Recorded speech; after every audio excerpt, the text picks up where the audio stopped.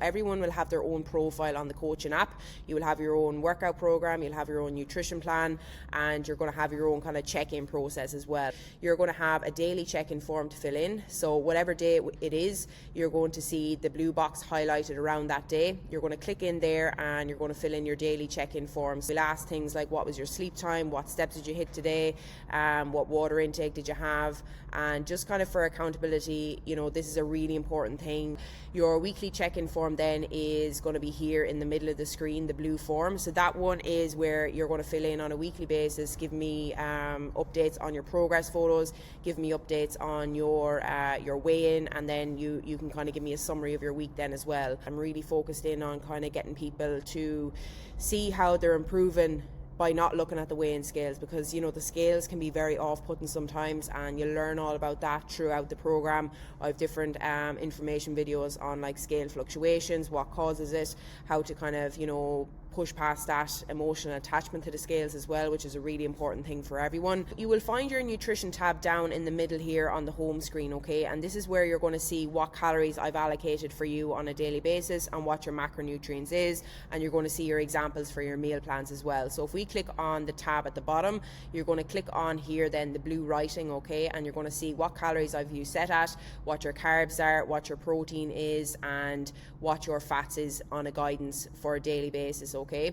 And then you can track your food here as you're eating it, so you can add the meal, add the food, and then these are kind of options that you will have on your program for options for breakfast, lunch, dinner and snacks, and you can kind of use these as a guide to see where you might pick up ideas for trying to increase protein intake in certain meals, for trying to get more volume into certain meals. And that's kind of the main thing I focus on with most clients, is to kind of volumize your 3 main meals to make sure you're full and satisfied for the day, rather than snacking on small things here and there. On the app itself, you will be able to track your food, so those are just some examples of the meal plans that I have there.